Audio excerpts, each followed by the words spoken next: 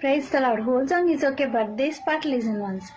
దానియేలు సింహపు బోనులో ప్రార్థించగా దేవా, సింహపు నోళ్లను మూసివేసినావు.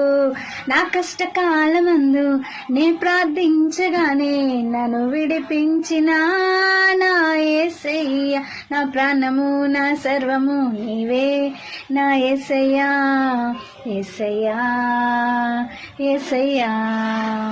నా శక్తియు నా ఆశ్రయము నీవే నా యేసయ్యా, యేసయ్యా, యేసయ్యా.